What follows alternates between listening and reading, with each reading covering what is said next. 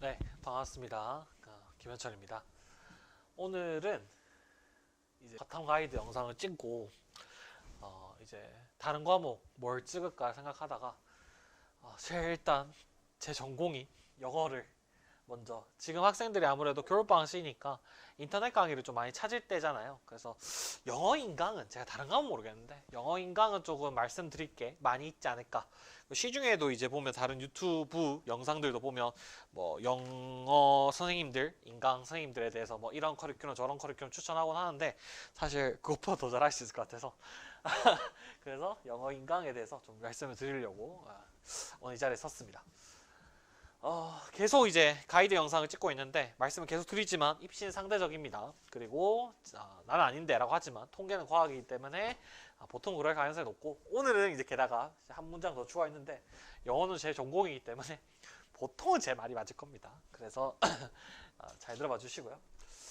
그리고 오늘은 이제 영어 인터넷 강의에 대해서 다루다 보니까 사실 선생님들에 대한 얘기가 직접적으로 나올 겁니다. 강의에 대한 얘기도 나올 거고. 근데 그런 문제가 뭐냐면 꼭 이제 이게 서열 조사하는 누가 더 좋냐, 누가 1등이냐, 뭐 이런 것들을 막 조정하고 싶죠. 저는 이제 그런 얘기를 하고 온 건 아니고, 그리고 이제 제가 사실 뭐 대한민국의 모든 영어 선생님이 아는 건 아니지 않습니까? 그러다 보니까 제가 언급하지 못하는 거는 미천한 제가 잘 몰라서 그런 것이지 절대로 언급 안 되시는 선생님들이 안 좋은 게 아니다. 그런 게 아니니까 이상한 누구는 추천 안 하시는 건가요? 그런 얘기 하지 마시고 곤란합니다. 그리고 오늘은 이제 수업 선생님들 제가 영어에 대해서 좀 이런저런 경력이 좀 있는데 강의 그 선생님들의 강의를 제가 좀 많이 연구를 했었어요. 그래서 같이 만든 커리큘럼들도 있었고 그래서 그 커리큘럼에 대한 추천과 선생님들의 수업에 대한 스타일에 대한 소개를 드리는 게 그 목적이고 이 얘기를 들으시고 본인 스타일에 맞는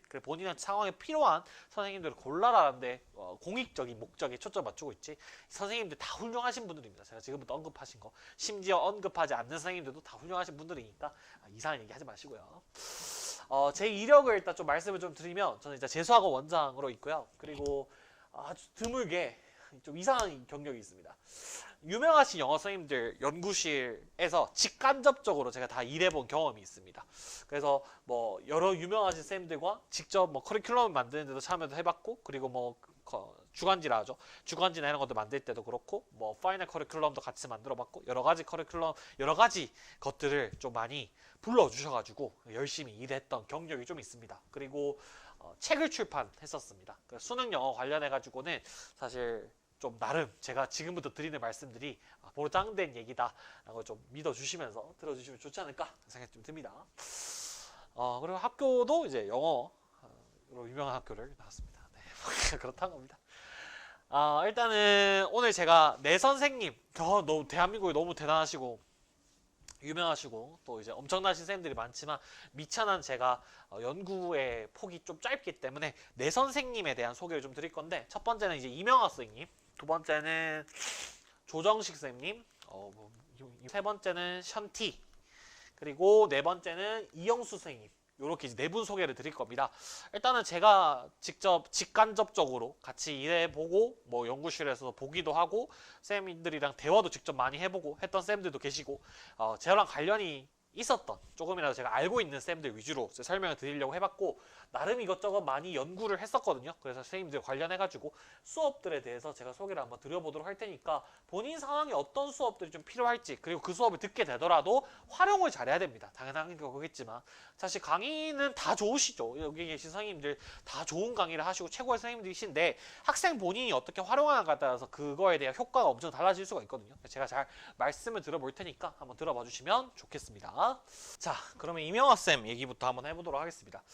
이명학쌤 수업을 특징을 한마디로 요약을 해보자면 그러니까 이런 게 정말 탁월하신 쌤이신 것 같아요. 이게 우리가 예를 들면 문제를 풀다가 3번을 찍잖아요. 그러면 오답이야. 그러면 왜 이게 오답인 우리가 정답으로 골랐는지에 대한 사고 과정이 있지 않습니까? 근데 그거에 대해서 3번을 찍고 난 다음에 강의를 플레이를 하면 이명학쌤이 3번이라고 찍었죠? 이런 이유로 3번이라 찍었죠? 그렇지만 정답은 2번입니다. 라고 말씀하신 경우가 너무 많아요. 무슨 말이냐면 정말 학생들이 그 오답을 왜 찍게 되는지에 대해서 너무 잘 알고 계시고 많이 연구하시고 또 막상 학생들이 실제적으로 이제 문제를 많이 풀어도 점수가 안 오르는 이유 중 하나가 뭐냐면 내가 왜 틀렸는지를 스스로 분석을 못 해내는 경우가 많거든요. 근데 그게 이제 이명학 쌤은 워낙 연구가 많이 되시고 유명하신 대강사다 보니까 그런 부분에 대해서 지칭을 딱딱딱 해주시면 사실 내가 문제인 부분이 바로바로 고쳐지죠. 사실상 인강을 듣는데 어떻게 보면 가외에 가까운 정도예요. 왜냐하면 사고 과정을 짚어주니까. 그냥 단순히 이명학 쌤 본인이 어떻게 지문을 읽었습니다. 뭐 이런 내용이죠. 뭐 이렇게 정답이죠. 이게 아니라 너 이렇게 해서 이렇게 잘못 읽고 있지를 짚어주시기 때문에 사실상 가외와 똑같은 어떤 효과를 내주실 정도의 유명하신 쌤이시죠. 그냥 다 유명한 이유가 있습니다. 그죠? 제가 오늘 명학쌤 수업 관련해가지고 말씀드린 거 3가지 강의인데 신텍스와 알고리즘 그리고 난 다음에 니로직 요 3가지 강의입니다. 이게 메인 커리큘럼이죠. 명학쌤이 원래 이제 그 커리큘럼 개수 자체가 많지 않기 때문에 지금 제가 말씀드리는 걸 다 듣게 되시면 사실상 풀커리를 소화하는 거와 똑같을 겁니다. 일단 첫 번째는 학생들이 이제 문장 해석이 안 되면 영어는 이제 구문이 있죠. 문장에 어떻게 해석할 것인가에 대한 구문 강의가 있는데 그거에서 가장 유명한 강의가 신텍스라는 강의죠. 신텍스는 구문 클리닉 강의입니다. 클리닉 강의. 그러니까 우리가 사실 이제 중학교 때, 고등학교 때까지 문법을 다 배우잖아요. 예를 들면 뭐 오형식을 배운다 하면 주어, 동사, 목적어, 보어 뭐 이런 것들을 배우고 난 다음에 여기 보어에는 뭐 형용사와 명사가 오는데 뭐 이게 사역동사인 경우에는 동사 원형이 올 수 있고 막 이런 얘기를 한 번도 안 들어본 친구는 없지 않습니까? 그쵸? 중학교 때나 고등학교 때나 내신을 할 때나 어디서나 한 번쯤은 다 듣게 되죠. 근데 영어 문법에 대해서 우리가 그만큼 많이 배움에도 불구하고 막상 영어 문장을 해석하며 해석을 못해요. 거기 문장에서 어떤 의미들을 캐치해야 되는지에 대해서 제대로 모르거든요. 사실 그 경직된 문법을 다 가지고 있고 경직된 구문, 가목적어, 진목적어, 가주어, 진주어 이런 거 학교 현장에서 고등학교 이제 교실에서 한 번도 안 들어본 친구는 없잖아요. 그런 것들을 다 가지고 있는데 근데 중요한 건 뭐냐면 그걸 지식으로만 가지고 있고 현실에서는 못 살리다 보니까 학생들이 문장을 잘못 해석하는 경우가 되게 많이 나와요.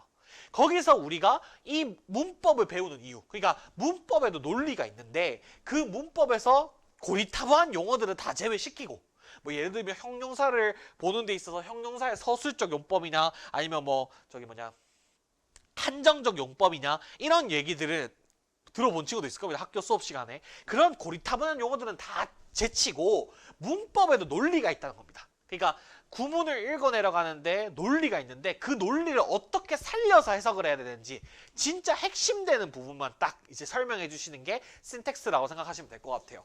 그럼 예를 들면 이런 겁니다. 제가 설명을 한번 해보자면 이명학쌤 신텍스 강의에서 학생들이 굉장히 좀 감명을 많이 받는 것 중 하나가 분사구문인데요.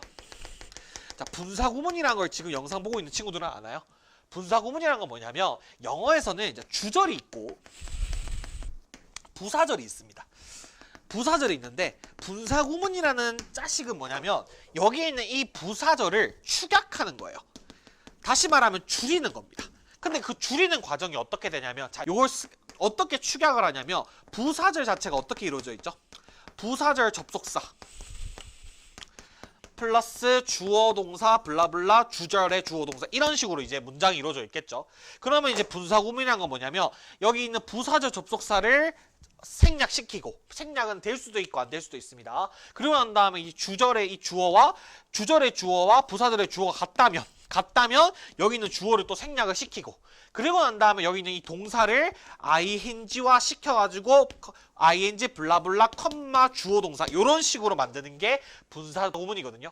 지금 영어 공부하는 거 아니니까 대충 설명하겠습니다. 근데 그렇게 남으면 결론은 뭐냐면 이 분사구문의 핵심은 뭐냐면 동사 ing는 뭐냐면 어떤 행동을 하는 거잖아요. 이게 원래 동사였잖아요. 맞죠? 그럼 이걸 원래 행동을 하는 거니까 이 동사의 ing 행동하는 주체가 중요합니다. 주체. 이 ing라는 행동을 누가 하냐 이 말이에요.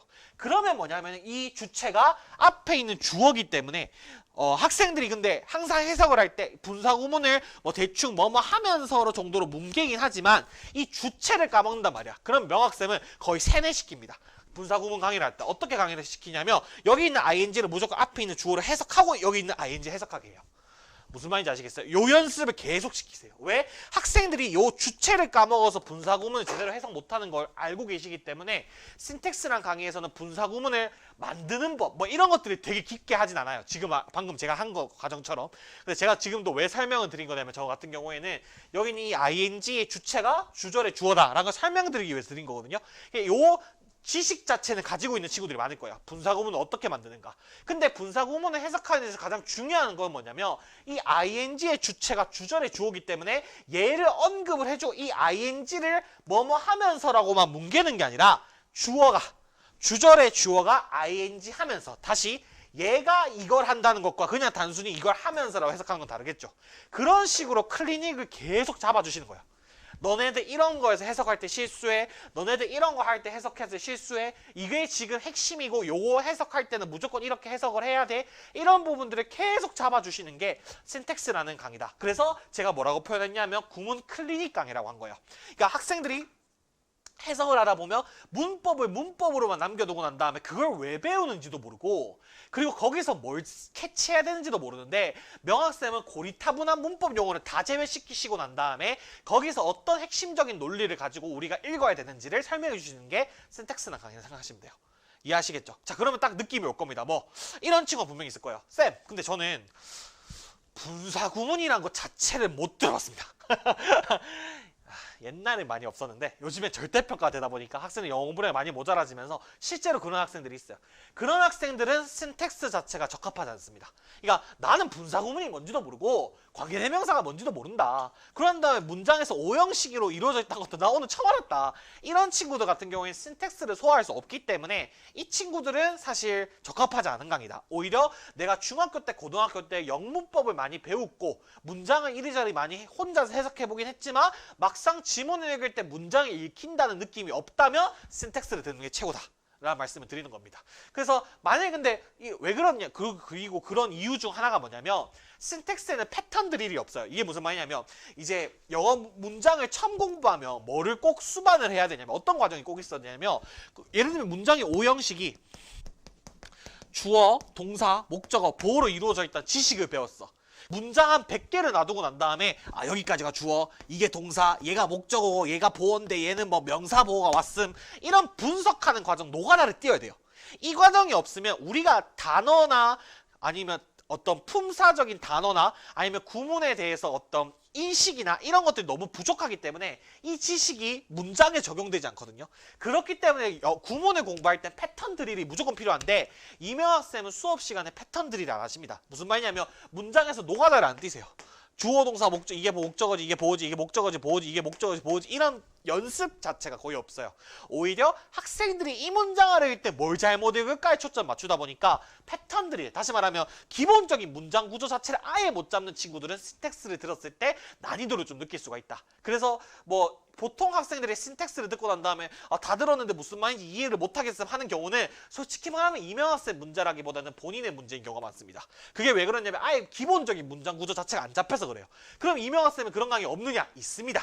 1, 2라는 강의가 있습니다.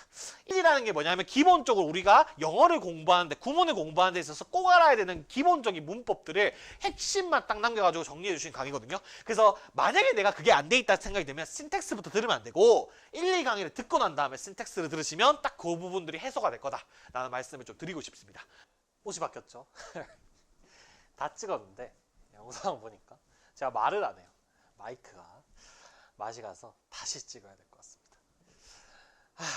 힘드네요. 두 번째는 조정식 선생님. 이제 메가스터디에서 영어 1타 선생님으로 계시죠. 조정식 쌤 수업을 또 한마디로 이제 압축을 한번 해보자면 조정식 쌤은 일단 해설 강의나 아니면 이제 뭐 수업하시는 맛보기 영상이나 수업들을 들어보면 사실 굉장히 수능 트렌드에 딱 맞춰가지고 최근 평가원 지문의 경향이 어떻고 결이 어떤지에 대해서 너무 잘 파악하고 계시다라는 느낌이 좀 많이 들어요. 그래서 사실 뭐 1타 강사 쌤들은 다들 그러실 것 같지만 사실 학생들 입장에서는 막상 이제 얘기를 들어보면 최근 수능 평가원 경향과 실제 선생님들의 어떤 논조가 아니면 수업의 방향이 괴리가 되는 경우도 좀 있거든요. 근데 조선시대 같은 경우에는 최근 평가원의 지문의 경향과 어떤 논조에 맞춰서 딱 이제 수업들이 연구가 많이 하고 계시다는 것을 느껴질 만큼 평가원에 대해서 굉장히 잘 아시는 분이다 라는 생각이 좀 많이 들고 두 번째는 이제 또 굉장히 이제 다른 일타 선생님들에 비해서 굉장히 세분화된 커리큘럼을 제시하시는 선생님이세요. 그래서 커리큘럼이 사실 어떻게 보면은 선생님들이 보통은 자기가 잘하고 싶은 강의만 막 보여주고 싶어서 핵심적인 강의 2개, 3개인 경우가 많아요. 근데 그게 아니라 학생들이 이제 여러 가지 수준이 있잖아요. 게다가 영어가 절대평가다 보니까 사실 더더욱 그렇죠. 학생들이 공부를 좀 정말 안 하는 학생들이 상황이 좀 심각한 학생들도 있고, 그게 아니고 내신에서 열심히 한 친구들은 기본기가 또 있는 친구들이 있어서 영어는 절대평가고 효율성이 중요하기 때문에 내가 필요한 공부를 하는 게 중요한데 그걸 단계별로 굉장히 세분화시켜 놓으셔서 어떤 학생이 듣던지 간에 도움이 될 수 있는 강의를 만들어 주신다라는 게 장점이 아닌가 생각이 좀 듭니다. 좀 더 구체적으로 얘기를 해보면 커리큘럼의 단계는 보통 이 정도 4가지 단계인 것 같아요. 시작해, 괜찮아, 믿어봐, 확실해 이렇게 돼 있는데 여기서 이제 각 이제 커리큘럼마다 구문이나 글이나 단어나 이런 것들이 좀 이제 밑에 하위 요소로 깔려 있는 그런 거라고 생각하시면 될 것 같아요. 그래서 아까도 말씀드렸다시피 조선 커리큘럼의 특징은 영어 학습 수준이 어디든지 간에, 그러니까 내가 너무 많이 모자라다 싶어도 시작해부터 이제 공부를 해도 되고, 아니면은 이제 내가 좀 어느 정도 기본기 있다 하면 믿어봐부터 시작하면 되는, 그러니까 학생들의 수준에 따라서 내가 필요한 단계의 커리큘럼을 아주 시의적절하게 잘 제공해 주신다는 게 큰 장점이 아닌가 이런 생각이 좀 듭니다. 이제 구문 강의는, 조선 구문 강의는 뭐 이제 시작해, 괜찮아, 믿어봐, 이제 다 이런 게 섞여 있는데, 이제 구문 강의 스타일 자체는 조은수 쌤은 정석파에 가까우세요. 그래서 조은수 쌤은 역시도 이명환 쌤처럼 문법을 모르고 해석을 할 수 있다 이런 주의는 절대 아니시고, 아니면 뭐 형태적으로 동사를 암기시켜서 통밥으로 독해를 시킨다거나 그런 스타일 절대 아니시고, 문법을 알아야 된다. 다만 이제 고리타분한 문법들이 아니라 정말 해석에 필요되어지는 문법들, 그리고 그것을 바탕으로 학생들이 이제 구조적으로 문장을 접근할 수 있게끔 이제 가르쳐 주시는 스타일이거든요. 그래서 정석파에 똑같이 가까우시고요. 해석을 할 때 우리가 알아야 되는 내용들은 문법적인 거 꼭 알아야 된다. 그래서 강의 수 자체가 구문 강의가 짧진 않습니다. 근데 저는 구문 강의가 좀 너무 짧은 건 아니라고 생각하거든요. 왜냐하면은 배워야 할 게 있는데 그걸 뭐 3강, 4강 이렇게 해가지고는 다 배울 수가 없어서요. 그래서 이제 그런 부분들이 있기 때문에 만약에 해석이 안 되는 친구들은 조선 구문 강의를 따라가서 문장 해석이나 이런 것들을 쭉 따라가다 보면 구조적으로 문장을 볼 수 있기 때문에 해석이 어느 정도 안정기에도 오를 수 있지 않나 생각이 좀 들고요. 그리고 이 부분이 아무래도 좀 이제 특장점이시라고 생각하는데, 구문을 하다 보면 이제 영어라는 건 구문을 공부를 하더라도 절대로 개별적인 동사의 용례나 아니면은 뭐 어떻게 이제 이 동사가 쓰임이 어떻게 쓰이는지 이런 내용들을 제외시키고 순수하게 문법적인 것만 다뤘을 때는 실력이 빠르게 늘 수가 없거든요. 뭐 예를 들어서 제가 이제 영어를 저도 가르치는 사람이니까 한마디 얘기를 거들어 보자면, 뭐 예를 들면 카운트라는 동사가 나왔을 때, 카운트라는 동사가 이제 학생들이 수능 수준에서 알아야 되는 쓰임이 한 4가지 정도예요. 첫 번째는 이제 타동사, 이제 우리가 알고 있는 타동사로 쓰이는 카운트, 무엇을 세다라는 의미죠. 요것도 알고 있어야 되고, 두 번째는 이제 자동사로 쓰이게 되면 얘가 이제 중요하다 라는 의미가 쓰이죠. 그리고 카운트 다음에 이게 이제 전치사가 붙을 수 있는데, 카운트 다음에 on이라는 전치사가 붙을 수 있고, 카운트 다음에 as라는 전치사가 붙을 수도 있는데, 카운트 on은 기대하다라는 의미고, count as는 간주하다라는 의미예요. 그래서 이게 다 수능에 쓰인 적이 있는 용례이기 때문에 이런 동사적인 용례까지도 문장을 공부하고 해석을 공부할 때 꼭 알아줘야 되거든요.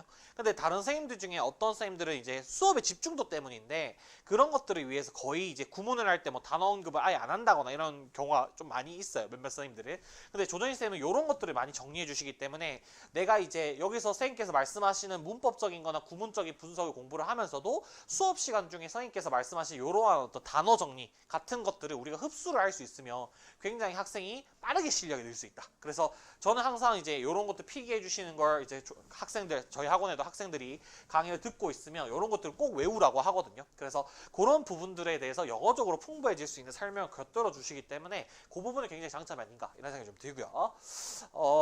두 번째는 이제 독해 강의입니다. 독해 강의는 이제 요것도 이제 그 커리큘럼이 다 이제 섞여 있는데, 학생들이 이제 조정시대 독해 강의를 들으려고 하면 이제 보통 학생들이 왜 독해 강의를 들으려고 하냐면 빈칸이나 순서 삽입, 주요 유형들, 어려운 유형들이 잘 안 되다 보니까 강의를 들으려고 하는 경우가 많잖아요. 그래서 사실은 이제 학생들이 이제 들으라고 하면 확실해 들으면 되나요? 여기서 빈칸이나 순서 푸는 이제 전략이나 이런 것만 공부하면 되나 이렇게 얘기를 하시는데, 사실 저는 좀 생각이 다른 게, 최근 수능 경향은 뭐냐면 쓰여져 있는 지문을 제대로 읽고 이 지문이 무슨 말을 하는지를 이해할 수 있으면 정답의 근거가 보이거든요. 물론 정답의 근거가 조금 어려운 경우더라도 지문에 대한 이해를 하고 나면 사실 확실하게 풀 수 있는 경우가 많아요. 뭐 당연한 얘기라고 생각할 수도 있겠지만, 최근에 평가원은 뭐 제목 문제도 그렇고 의미추론 문제도 그렇고 아니면 뭐 빈칸도 그렇고 순서합도 그렇고 지문 자체의 난이도를 높임으로써 그러니까 지문에 대해서 난도를 높이는 게 아니에요. 그게 무슨 말이냐면 추상적이거나 철학적인 지문이 나오기도 하지만 그 지문보다는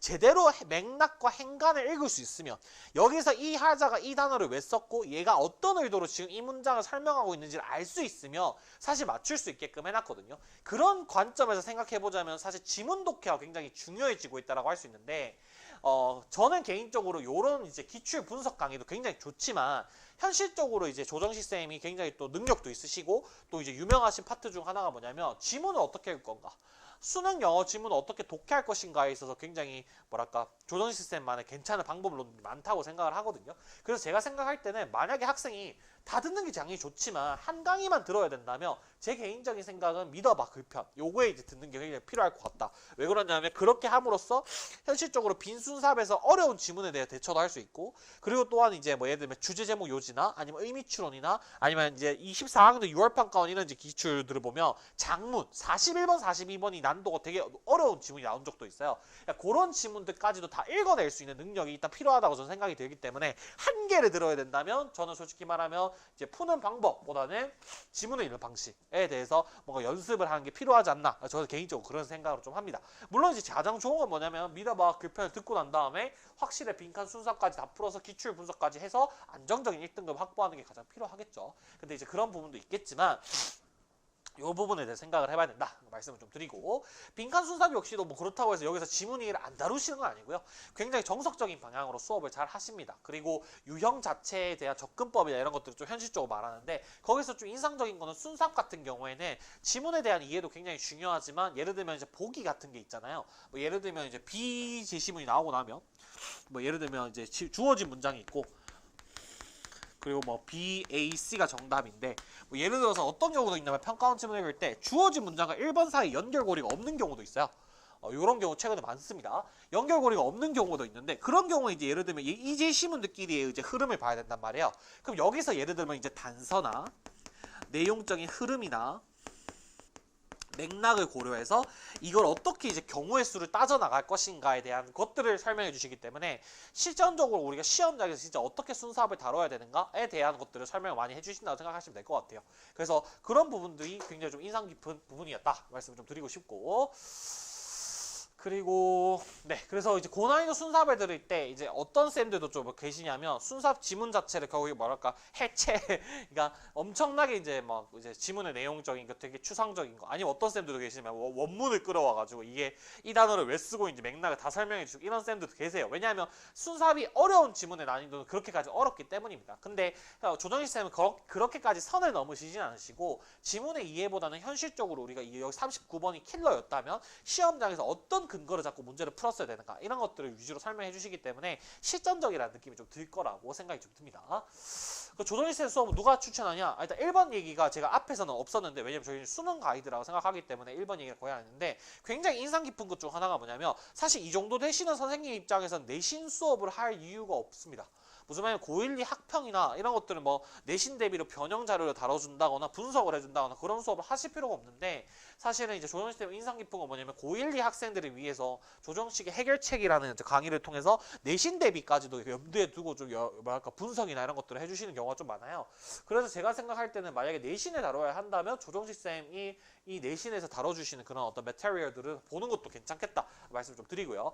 학생들을 위한 마음이라고 생각합니다. 그래서 1번이 굉장히 인상 깊었고, 두 번째는 뭐냐면 본인의 수준이 굉장히 좀 뭐랄까 뭐랄까 떨어지는 학생들 이 같은 경우에는 사실 엄청 이제 베이스부터 커리큘럼이 예를 들면 촘촘하게 안 짜여져 있으면 따라가기가 힘들 수가 있어요. 근데 그런 학생들 같은 경우에는 내 수준에 맞게끔 커리큘럼에 따라갈 수 있기 때문에 본인의 수준에 딱 적합하게 내가 필요한 것만 하고 싶다 하는 학생들은 조정 시스템이 커리큘럼을 굉장히 세분화를 잘 해놓으셨기 때문에 따라가시면 될 것 같고, 반대로 또 내가 엄청 잘하는 친구야, 그래서 해석이나 이런 건 다 된다 하면은 뭐 믿어봐 글편이나 학실의 순삽이나 빈칸편부터 들으면 되니까 사실 본인의 수준에 딱 맞게 효율적으로 공부하고 싶은 친구들한테 조정희 쌤이 수업이 좋을 것 같고요. 그리고 문제풀이 스킬, 그러니까 이런 지향점은 가지고 계시지 않습니다. 무슨 말이냐면 예를 들면 지문을 대충 읽고도 정답을 나올 수 있는 방법, 아니면 지문에 대해서 뭐 예를 들면 우리가 이해를 못하고 정답을 문제를 푸는 방법, 이런 것들은 절대 지향하시는 분이시고, 지문의 이해력, 다시 말하면 수능작에 들어가게 되면 왼쪽에서 오른쪽으로 정확하게 해석할 수 있고, 그래서 위에서 아래로 글을 이해할 수 있으면 문제를 맞출 수 있다는 주의시기 때문에 지문의 이해력을 늘리고 싶다면 조정시스템 수업을 선택해 보시는 것도 괜찮을 것 같다라는 말씀을 좀 드립니다. 그래서 이게 스킬이 없다라는 게 이제 제가 이렇게 말씀드리면 약간 지문만 막 설명하고 끝난다 이렇게 들리실 수도 있는데 그런 말이 아니고요. 야매적인 스킬, 그러니까 그냥 사실 어떻게 보면은 지문의 겉표면만 이해하고 난 다음에 적당히 넘어가는 그런 어떤 혹세무미 나는 그런 스킬이 없다라는 말씀을 드리는 거고, 기본적으로 우리가 실력 향상에 초점을 두시는 그런 선생님이다 생각하시면 될 것 같습니다. 세 번째는 이제 아주 수능 영어에서 뜨거운 라이징 스타, 그죠? 유명해지시고 계신 션티 선생님에 대해서 설명을 좀 드려보도록 하겠습니다. 션티 수업을 한마디로 요약을 하자면 그냥 표제어가 다 너무 잘 정해주신 것 같아요. Keep it short and simple, 그죠? 그러니까 짧고 간단하게 하자. 이게 선생님의 가치관이시고, 실제로 수업 자체도 뭐 잡다하게 이런저런 얘기들을 막 복잡하게 하는 스타일이 아니시고 딱 요 얘기로 요약되죠. ABPS라는 요 이제 선생님의 방법론으로 귀결되는 그런 선생님이라고 생각하시면 될 것 같습니다. ABPS라는 게 이제 국어도 있고 뭐 다 있죠. 그리고 이제 AB가 나뉘고 PS로 접근하고 하는 것들은 새로운 접근법이 아니고, 사실 어떻게 보면 이전에도 독해를 좀 뭐랄까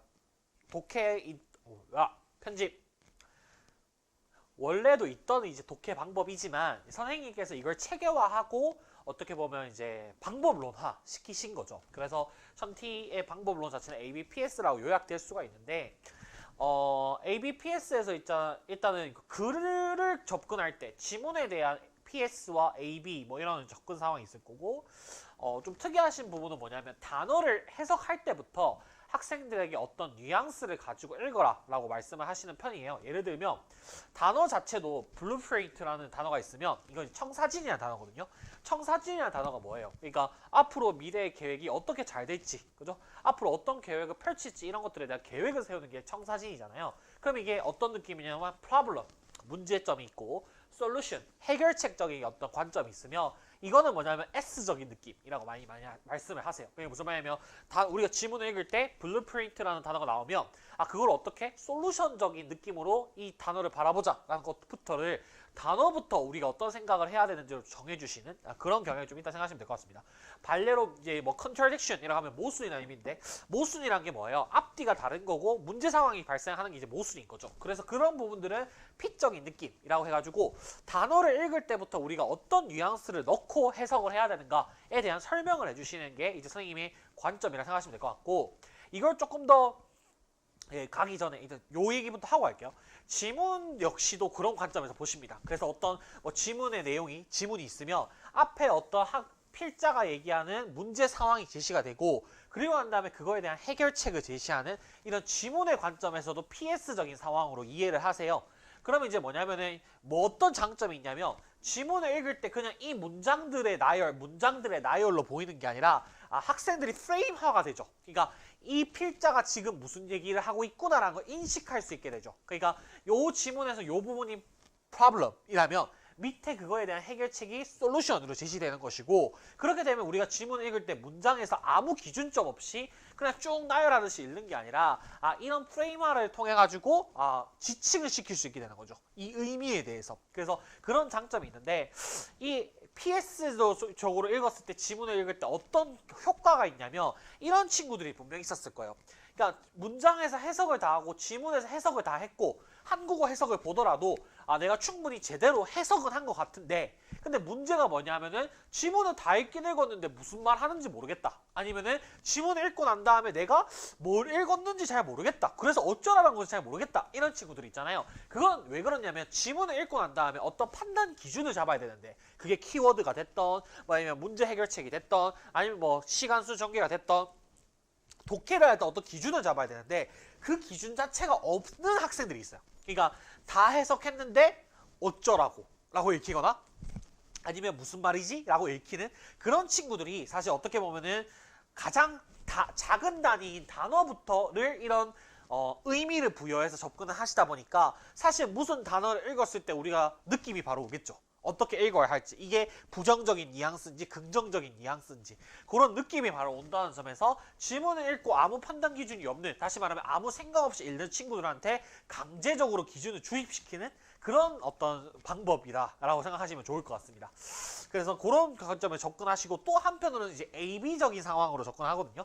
근데 이제 선생님께서 늘 말씀하시는 게 뭐냐면 대립적인 구조도 당연히 AB로 나누죠. 예를 들면 A가 뭐 예를 들면 어떤 미래에 대해서 긍정적이게 전망하는 관점이라며 B는 뭐냐면 반대로 현실에 좀 더 안주하는, 현실에 좀 더 집중하는 관점이다 하면 두 가지가 대립되잖아요. 그러면 선생님께서는 이거는 미래에 대한 거야 아니면 이거는 현재에 대한 거야 이런 식으로 지문의 대립적인 구조를 가지고 프레임화를 시키는 게 이제 AB의 지문인데, 선생님께서 말씀하신 건 뭐냐면 근데 그 AB가 지문이 대립적인 것도 있지만 아닌 것도 있거든요. 그런데 그랬을 때 지문에서 지칭되는 대상이 두 가지 이상이라면 그럼 그거에 대해서 우리가 디테일적이게 지칭을 하면서 읽을 수가 있으니까요. 그게 두 가지 굳이 대립이 아니더라도 그런 것들을 나뉘는 상황들에 대해서 지칭하는 게 AB고 그거 합쳐서 ABPS라는 키워드로 독해한다고 생각하시면 될 것 같습니다.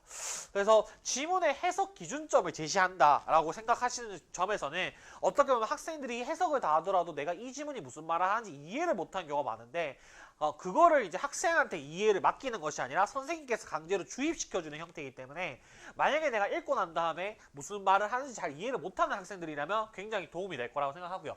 근데 이제 학생들이 좀 션티 수업을 듣고 오해를 하는 게 뭐냐면 선생님께서 절대로 너 해석 못해도 되고 그냥 더듬더듬 단어만 읽어가지고 이게 A고 B고 반대되는 느낌이고 이게 문제점이고 이게 해결책이니까 뭐 해석 다 못하더라도 이런 느낌으로 찍어 맞출 수 있다라고 수업 시간에 얘기하시지 않으세요?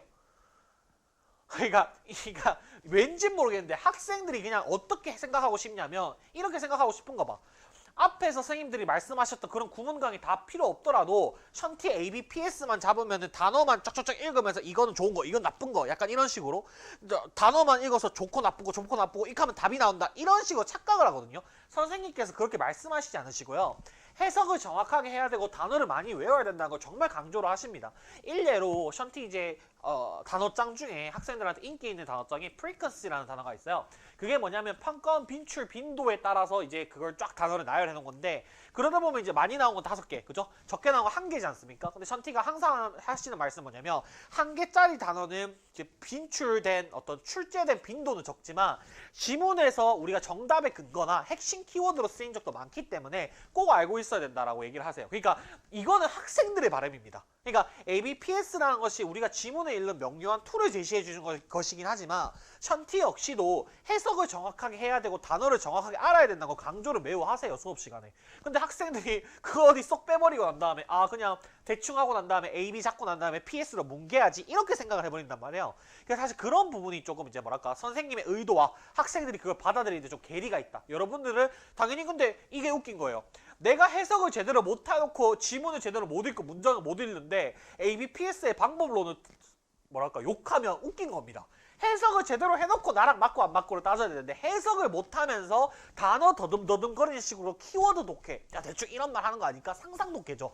그런 식으로 하면서 이거 ABPS가 먹히지 않는다? 해석 능력이 모자라서 그런 겁니다. 그래서 그 부분은 절대 지양하니까 이걸 마치 오해하시지 않으셨으면 좋겠는 게 그러면 션티는 해석을 안 해도 문제를 풀 수 있다는 건데 이런 식으로 생각하시면 안 된다는 거예요. 뭔 말인지 알겠죠? 그러니까 요거는 선생님께서 굉장히 강조하시는 부분이고 여러분들도 주의하셔서 선택하셔야 되는 알고 선택하셔야 되는 그런 부분을 생각합니다. 네.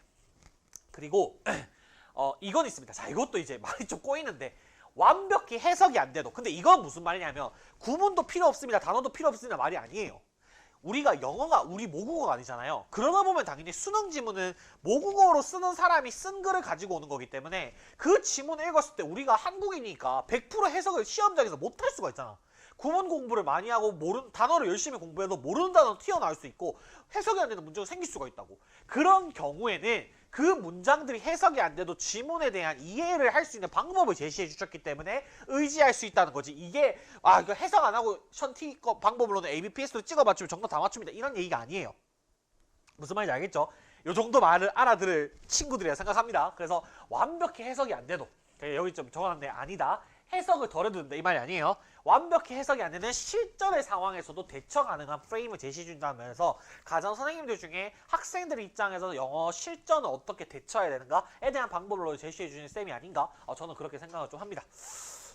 이런 학생들에게 저는 션티 수업을 추천합니다. 지문을 읽고 난 다음에 한국어 해석을 보더라도 영어를 읽더라도 내가 뭐 읽었는지도 모르겠고 지문을 어떻게 읽어내려 가야 되는지 잘 모르겠는 학생. 다시 말하면 독해의 기준점이 없이 그냥 마구잡이로 지문을 읽는데 내 이해력의 한계가 뚜렷한 친구라서 무슨 말 하는지 모르겠다로 기결되는 친구라면 션티 강의를 들으면 그 프레임이 좀 더 명료해지는 게 느껴질 겁니다. 그래서 그 친구들한테 추천을 좀 드리고 싶은 선생님이고요. 그리고 말 그대로 이제 선생님 구호처럼 키스가 이제 이거 줄임말 아닙니까? 이제 말 그대로 선생님들 이제 1타 선생님들 유명하신 선생님들 중에 커리큘럼이 가장 간소합니다. 근데 그거는 뭐 가르치시는 내용을 부실하게 가르친다라는 관점보다도 최대한 선생님께서 고민을 많이 하시는 부분 중 하나가 뭐냐면 양을 어떻게든 압축하려고 하세요. 그러니까 사실 그렇죠. 이제 강사 입장에서 저도 이제 오리엔테이션 할 때 학생들한테 했던 말인데 해야 될 건 해야 됩니다. 공부를 단어를 외워야 될 건 외워야 되고 구문을 해야 될 건 해야 되고 독해를 기출 문제를 분석할 건 해야죠. 할 건 다 해야 돼요. 근데 강사는 어떤 늘 책무가 있냐면 내 머릿속에 있는 알파부터 오메가까지 다 토해낸다고 해서 그게 강의가 아니란 말이에요. 그걸 압축하고 시간이 없는 학생들을 위해서 최대한 이것만 소화하면 네가 어느 정도 엑기스는 다 얻을 수 있다. 라는 관점에서 접근해주는 게 어떤 강사의 임무라고 생각하는데 그런 관점에서 굉장히 충실하신 선생님이시고 선생님 자체도 굉장히 그런 관점에서 노력을 많이 하시는 선생님입니다. 그래서 커리큘럼 자체나 강의 자체가 뭐 중원, 부원, 긴 커리큘럼을 진행하시지 않으시고요. 짧고 컴팩트하게 커리큘럼이 구성되어 있기 때문에 그런 식으로 이제 따라가고 싶은 친구들한테 션티 강의를 추천한다. 그렇게 말씀을 좀 드리고 싶습니다. 네, 마지막으로는 이제 대성마임에게 이영수쌤 소개를 좀 드리려고 합니다. 영수쌤의 수업에 대해서 사실 학생들이 좀 굉장히 유명하고 다들 잘하는 건 유배가는 길이라는 노베이스 커리큘럼인데 사실 그러다 보니까 학생들이 영수쌤 수업을 노베이스 수업만 뭐 좋은 쌤이 이렇게 착각하는 경우가 있어요. 절대 그렇지 않습니다. 제가 영어를 나름대로 연구하고 책도 쓰고 뭐 이리저리 일을 해본 입장에서 사실 선생님들의 커리큘럼을 정말 촘촘하게 제가 많이 연구하고 많이 눈여겨보는데 선생님은 정말 수능 영어의 알파부터 오메가 A to Z까지를 완벽하게 다 소화하실 수 있는 쌤이십니다. 그래서 그냥 일부분만 이렇게 좋은 게 아니라 사실 커리큘럼 자체도 수준별로 진짜 노베이스부터 최상위권까지 그리고 단계별로 예를 들면 이제 뭐 문법을 공부하고 난 다음에 구문을 공부해야 되고 구문을 공부하고 독해를 공부해야 되잖아요. 그런 단계적인 관점에서 그리고 뭐 빈칸이나 순서삽입 같은 유형별이든 어떤 관점에서 보더라도 커리큘럼이 다 갖춰져 계실 만큼 정말 꼼꼼하게 잘 구성을 하시는 최고의 선생님이라 생각하시면 될 것 같은데 그리고 이제 제가 독해 매해 6, 9월이나 수능 이제 평가원 해설 강의를 보지 않습니까? 보게 되면은 예를 들어서 학생들이 어려워하는 순서 삽입 같은 경우에는 난이도가 엄청 어려운 지문이 나오면 사실 그게 학생들만 어려운 게 아니에요. 선생님들도 어렵단 말이에요. 당연히 그 지문을 읽고 난 다음에 쉽다고 생각하는 사람은 없어요. 근데 그런 지문들이 나오다 보면 가끔 선생님들 중에 몇몇 분들은 해설을 하는 과정에서 약간 정확하지 않거나 아니면 약간 좀 우물쭈물하다가 넘어가 버리는 이런 경우가 많은데 영수쌤은 그런 경우가 거의 없으십니다. 명쾌하게 이게 왜 정답이 되고 여기서 이 지문에서 이 포인트는 어떻게 읽어내야 되고 그런 것들을 정말 최고난도 지문이더라도 완벽하게 보여주시는 분이고 사실 그 정확성에서 티어적인 면을 생각해보면 최고가 아닌가 전체 영어 선생님들 중에 최고가 아닌가 생각이 들 정도로 진짜 독해에서는 완벽한 해설을 보여준다고 생각하시면 될 것 같아요. 그리고 뭐 빈칸 순서삽입 고난이도 길러에 대해서 퀄리티 있는 해설을 보여주는 거 말할 것도 없고요.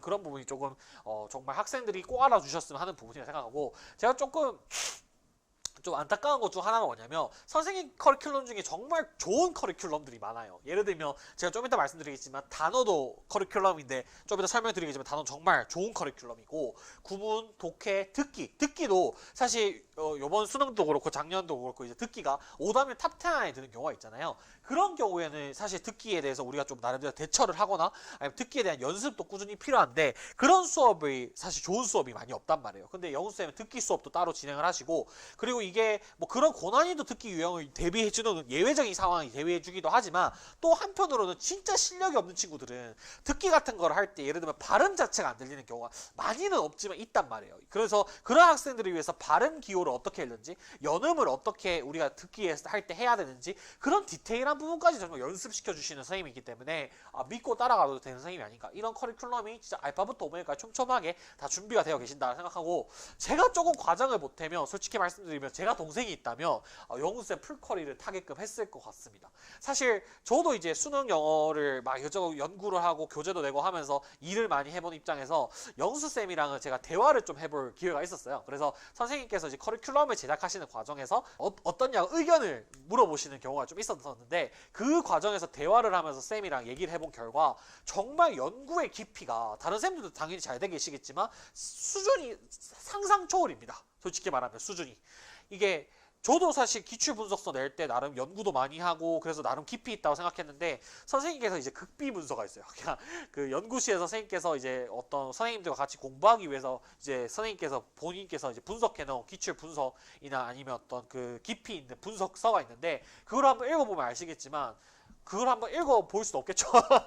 극비 문서니까 읽어볼 수는 없겠지만 그걸 내용을 한번 보면 정말 알파부터 오메가까지 선택지 구성을 어떻게 하고 이런 단어를 쓰고 뭐 예를 들면 뭐 지문에서 이런 어떤 흐름은 어떻게 구성이 되고 이런 것 가치를 다 분석해 놓으셨어요. 그걸 매뉴얼 시켜 놓으셨을 만큼 사실 정말 분석과 연구가 많이 잘 되어 계신 쌤 중 한 명이다 라는 생각이 들고 저는 만약에 제 동생이 있었다면 수능 영어 공부한다 하면은 영수쌤 풀커리를 타봐라 얘기하고 싶을 만큼 정말 대단하신 쌤이다 말씀 꼭 좀 드리고 싶고요.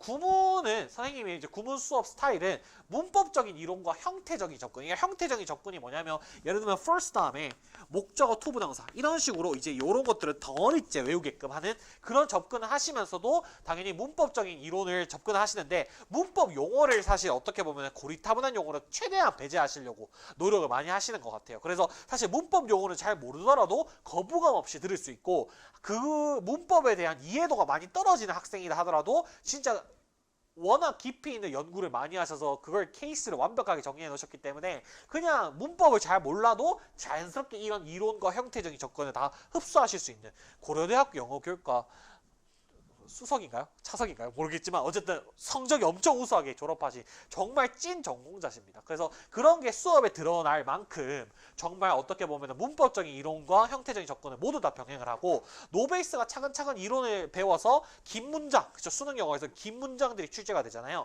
그런 것들을 체계적으로 접근할 수 있게끔 만들어주는 강의가 영수의 구문 강의고 그게 구문 20수라는 강의로 만들어져 있다 생각하시면 될 것 같아요. 그래서 나는 문법적인 접근을 좀 잘 못한다, 문법을 잘 모른다 하는 친구들도 거부감 없게 들을 수 있는 강의고 그 거부감 없이 들어가지고 깊이 없게 수업을 하시는 게 아니라 진짜 문법적인 핵심들을 다 엑기스로 모아가지고 학생들이 이제 긴 문장도 체계적으로 읽을 수 있게끔 만들어 주시기 때문에 들어보시면 가장 실전적인 수업일 거라고 생각이 좀 듭니다. 그래서 구문 강의도 굉장히 강추를 하고요.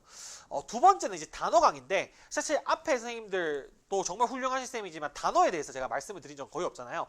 그만큼 사실 단어라는 거는 수업으로 하기가 쉽지가 않아요. 그러니까 뭔가 이제 평가원 기출에서 많이 나오고 정리해 줄 만한 단어들이 있지만 이걸 따로 수업으로 구성하거나 정말 도움될 만한 컨텐츠들을 꽉꽉 눌러서 단어장을 만드는 게 어려운 문제거든요. 만들어보는 사람 입장에서 그렇습니다. 근데 영수쌤이 이제 강의 중에 이영수의 자동암기라는 단어장이 있는데 단어 강의 퀄리티가 진짜 쉽지가 않습니다. 이건 다른 쌤들이 무능하신 게 아니라 단어를 수업해보면 제가 단어 수업하면 솔직히 말하면 단어 띄워놓고 읽어줄 것 같아요.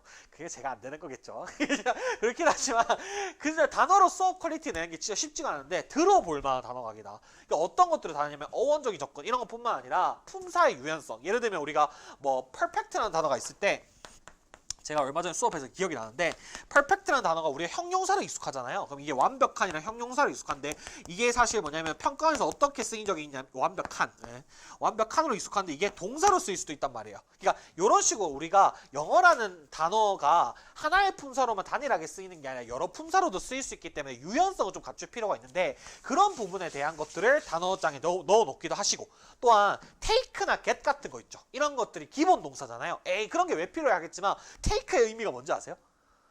모르시죠, 그죠? 그러니까 사실 이런 단어들의 의미를 용례가 너무 많기 때문에 정확하게 아는 게 힘들어요. 근데 그런 것들을 어떻게 해석해야 되는 접근법 이런 것부터 시작해서 평가원에서 자주 쓰는 단어들 이런 식으로 실용적으로 진짜 학생들이 평가원 수능 영어 단어를 외우기 위해서 해야 되는 접근법을 총망라해 놓으신 거기 때문에 저는 개인적으로 단어 수업을 한번 듣고 싶은 친구들이 있다면 이영수 쌤의 자동암기 그리고 이거는 영수 쌤 커리큘럼 안 따라가더라도 사실 진짜 꼭 한번 이용해보고 활용해볼 만한 컨텐츠와 수업이라 생각하거든요. 그래서 그 부분을 꼭 한번 보셔라 말씀 강추드리고 싶습니다. 그러면 딱 OT만 틀어보셔야 알겠지만 이 사람은 구성력이 다르구나, 짜임새를 만드는 능력이 다르구나 하는 거 확실히 아실 수 있을 겁니다. 그래서 꼭 좀 강추를 드리고요. 세 번째는 이제 독해 수업입니다. 파운데이션이라고 독해 수업을 진행하고 계신데 6, 9월 모의고사 킬러 문제 정답률 10%짜리를 이제 킬러 문제 나오잖아요. 아까 제가 서두에도 말씀드렸는데 그렇게 되면 저는 무조건 뭘 확인해 보냐면 영수쌤 해석 확인해 봅니다. 그러면 정말 완벽하게 우물쭈물하는 것 없이 완벽하게 그 질문에 대한 해설을 해주세요. 그러니까 사실 어려운 문제 진짜 어려운데 그런 것들에 막힘없이 명쾌한 근거를 잡으실 수 있다는 것 자체가 굉장한 실력자라는 증명 아니겠습니까? 사실 그러니까 영수쌤이 유명해지시 시작하신 게 유배 가는 길이란 노베이스 커리큘럼이다 보니까 사실 학생들이 영수쌤이 독해 실력이 얼만큼 있으신지 잘 모르는 경우도 많은데 정말 대한민국 영어 강사들 중에 독해 실력, 지문 해설 실력 좋은 사람 3명 꼽으라면 무조건 1명 중에 꼽히실 만큼 정말 잘하시는 선생님이십니다. 그래서 어거지 근거 절대 없고요. 대충 이런 느낌이잖아. 이게 3번이야. 이런 거 거의 없고요.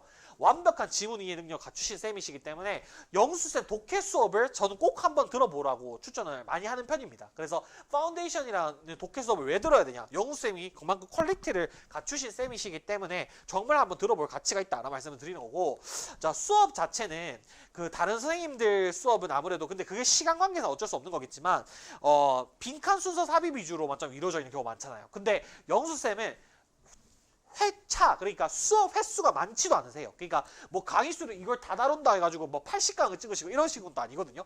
근데 기초 유형 예를 들면 뭐 주제 제목 요지나 기초적인 유형부터 시작해서 준킬러, 의미 추론, 어휘 아니 뭐 장문 독해 이런 유형들이나 킬러 유형, 빈칸 순서 삽입 이런 것들을 다 다루시기도 하시면서 그러니까 전체 유형에 대해서 학생들이 어떻게 접근해야 되는지를 다 다뤄주시기도 하시면서 또 동시에 뭐냐면 필긍동 필부액 그러니까 필자가 긍정하는 데 말에는 동그라미, 필자가 부정하는 말에는 X라는 이런 식으로 선거 위반 이제 이거 무슨 말인지 모르겠죠, 그죠?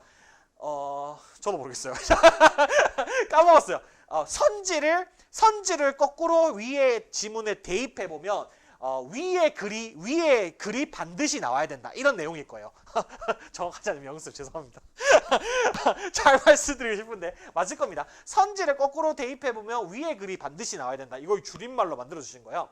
그리고 빈문 요반은 뭐냐면 빈칸이 문제에서 요구하는 바를 줄여놓으신 거예요. 이게 다 이건 뭔 또 지칭인 거냐면 우리가 독해를 하게 됐을 때 사실 이 지문에서 이게 무슨 말이야를 설명해 주실 쌤은 많은데 그래서 너 시험장에서 어떻게 해야 돼? 너 시험장에서 이런 걸 찾아야 돼. 너 시험장에서 이런 방식으로 글을 읽어야 되라는 매뉴얼을 짜준다는 게 사실 쉽지가 않아요. 제가 솔직하게 말씀드릴까요? 왜 매뉴얼을 짜기가 쉽지가 않냐면 솔직히 말하면 무슨 매뉴얼을 짜려고 덤벼들고 요약을 하다 보면 뭐냐면 머릿속에 늘 예외가 떠올라요. 뭐 A라는 방법론이 있으면 이렇게 해서 이 케이스를 1번, 2번, 3번 케이스를 이렇게 딱 정해주고 싶은데 이런 식으로 매뉴얼을 짜다 보면 사실 무조건 뭐가 튀어나오냐면 4번, 5번, 6번 같은 예외가 튀어나온단 말이에요. 그러니까 사실 수업 자체를 매뉴얼화 시켜서 학생들이 어떤 방식으로 구체적으로 접근해야 되는지를 체계적으로 알려준다는 게 말이 쉽지 그런 수업이 진짜 쉽지가 않아요. 근데 영수쌤은 워낙 연구가 잘 돼 계시고 정말 깊이 있게 연구를 하시는 분이다 보니까 매뉴얼화 그러니까 대한민국에서 예를 들면 수능 영어가 이케아 가구라면 대한민국에서 가장 자세한 매뉴얼을 갖춘 가구라고 생각하시면 됩니다. 진짜 학생들이 수능 영어를 어떻게 읽어가야 되는지부터 시작해서 어떤 유형을 어떻게 접근해야 되는지, 트렌드가 어떤지, 이 지문을 읽는 방식과 원칙은 어떻게 읽어야 하는지를 다 정해주시기 때문에 학생들은 솔직히 말하면 조금 과장 못해서 뇌 비우고 영수쌤이 하자는 대로만 따라가더라도 어느 정도 어느 순간 내가 굉장히 체계적으로 푸는 사람이 되어 있는 그런 정도의 실력까지 올라갈 수 있는 걸 만들어줄 수 있는 분이라 생각합니다. 그래서 저는 개인적으로 영수쌤 독해 강의가 지금보다 훨씬 더 유명해졌으면 좋겠는데 사실 학생들이 아직까지 좀 뭐랄까 못 찾고 있는 숨꿀이니까 학생들 말로 그죠? 숨어있는 꿀이니까 꼭 먼저 남들이 보기 전에 꿀을 꿀꺽 하시고 1등급에 맞으시길 바라겠습니다. 독해 수업도 굉장히 좋다 말씀 좀 드리고 파이널도 말씀드렸죠. 아까 The Last Opportunity라는 커리큘럼을 진행하시는데 사실 대부분의 선생님들 파이널 수업이 독해 위주로만 편중돼 있어요. 그래서 뭐 최근 평가원 트렌드나 어떻게 지문을 읽어야 되는지 이런 것들만 정리를 하시는데 선생님의 파이널은 올라운드로 모든 개념을 다 정리합니다. 그래서 독해만 정리하는 게 아니라 어떤 어휘를 외워야 되는가, 구문은 또 어떻게 해석을 해야 되는가, 실전에서 시뮬레이션에 맞춰가지고 몇 분까지 몇 번을 풀어야 되는가 이런 것들을 다 다뤄주시기 때문에 저는 영어를 가르치는 입장에서 파이널 때 이런 핵심 개념을 올라운드로 정리하는 게 꼭 필요하다고 생각해요.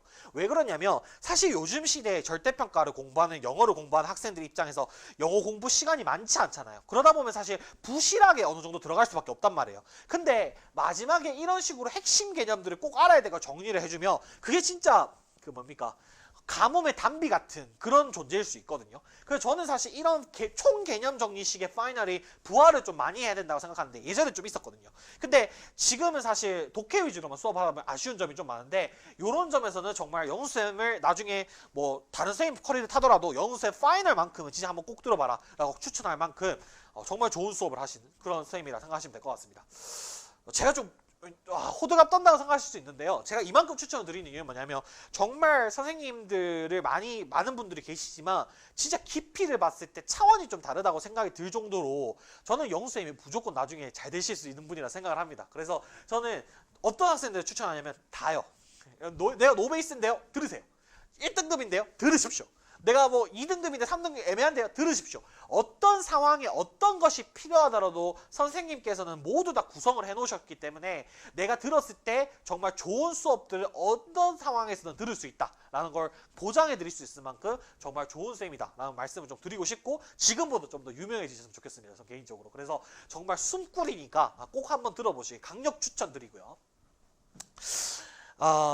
영수쌤은 마지막으로 이제 영어 관련해가지고 제가 영상을 한번 찍어봤는데 사실 조금 더 깊이 있는 얘기를 하고 싶지만 사실 그걸 학생들이 제가 수업하는 게 아니니까 학생들이 들었을 때 조금 궁금할 만한 얘기들 위주로 제가 좀 정리를 좀 해봤는데요. 사실 영어는 선생님은 누굴 듣든지 간에 가장 중요한 건 뭐냐면 꾸준히 하는 겁니다. 절대평가 과목이기 때문에 여기 밀리고 저기 밀려서 학생들이 공부를 소홀하게 된단 말이죠. 그게 가장 문제인 과목이니까 절대로 소홀하지 않게 어떤 쌤이 듣든지 간에 꾸준히 따라갈 수 있게끔 노력을 좀 하셨으면 좋겠고요. 영어 성적이 필요하다면 공부를 미루시면 안 되고 확실하게 하셔야 됩니다. 영어는 확실하게 하고 나면 그 다음부터 해야 될 걸 다 하고 나면 일정 수준의 영어를 점수를 유지할 수는 있으니까요. 지금 공부를 해야겠다고 생각이 들고 영어 성적이 필요하다는 생각이 드신다면 확실하게 공부를 좀 하시길 바랍니다. 궁금한 점 있으시면 밑에 댓글로 달아주시면 제가 답변을 좀 드리도록 할 테니까요. 언제든지 궁금한 게 있으시면 연락 주시길 바랍니다. 네, 감사합니다.